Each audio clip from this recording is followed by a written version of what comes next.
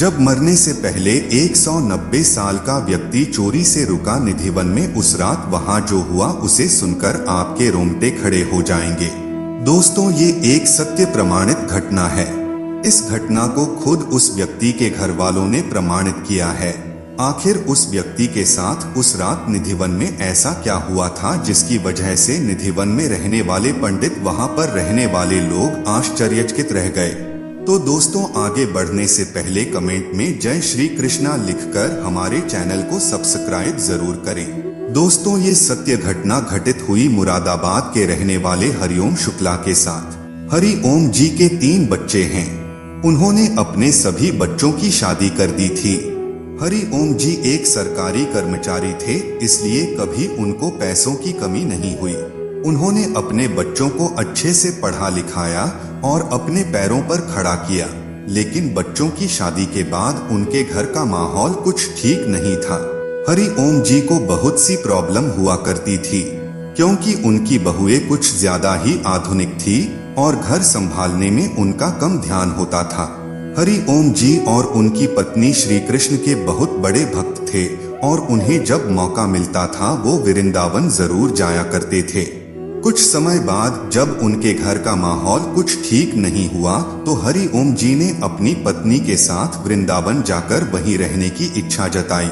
सरकारी नौकरी होने की वजह से उनको पेंशन मिलती थी, इसलिए उनको पैसों की ऐसी कोई दिक्कत नहीं थी। उन्होंने अपने बच्चों से बात की और बोला कि हम वृंदावन जाकर वहीं रहना चाहते हैं और भगवान का भजन करना चाहते हैं। उनके बच्चे भी इस चीज के लिए राजी हो गए।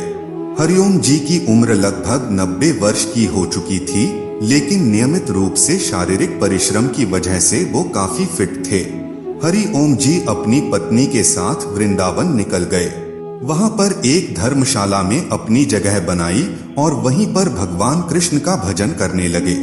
एक दिन हरिओम जी ने बांके बिहारी लाल मंदिर के पंडित जी से भगवान कृष्ण को प्रसन्न करने और उनके साक्षात दर्शन करने का कोई उपाय पूछा तो उन्होंने बताया कि वृंदावन के तो कड़कड़ में श्री कृष्ण विराजमान है, लेकिन अगर आप साक्षात उनके दर्शन करना चाहते हैं तो आपको निधिवन जाना होगा। वहां हर रात भगवान कृष्ण राधा रानी के संग रास रचाने आते हैं।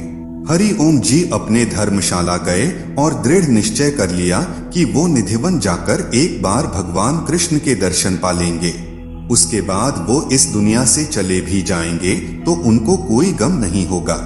उन्होंने बिना अपनी पत्नी को बताए एक दिन शाम को निधिवन चले गए और जैसे ही थोड़ा अंधेरा होना शुरू हुआ वो जाकर निधिवन के तुलसी के पेड़ों के बीच छुपकर बैठ गए। शाम की आरती के बाद निबंध को बंद कर दिया गया। उसके बाद हरिओम जी रात होने का इंतजार करने लगे। जब सुबह हुई और मंदिर के कर्मचारियों ने निधिवन को खोला, देखा कि रास लीला स्थल के पास में तुलसी के पेड़ों के पीछे हरिओम जी बेहोशी की हालत में पड़े हुए थे। वो कुछ बोल नहीं पा रहे थे। उनकी इस हालत की वजह से उनको पास के ही अस्पताल में पहुंचाया गया। उनकी पत्नी ढूंढते ढूंढते निधिवन पहुंची तो उनको बताया गया कि वो पास के अस्पताल में भर्ती हैं। वो वहां गई तो डॉक्टर ने बताया कि ये कोमा की अवस्था में चले गए हैं। इन्होंने कुछ ऐसा देख लिया है कि इनके दिमाग को गहरा असर पड़ा है और इनका दिमाग काम करना बंद हो चुका है। इनकी पत्नी ने हरिओम जी को देखा तो वो कोमा में लेटे हुए थे, लेकिन उनके चेहरे पर एक मुस्कान थी।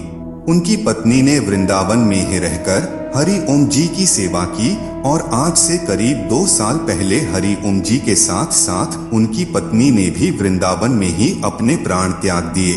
दोस्तों, इस सत्य घटना के बारे में आपका क्या कहना है?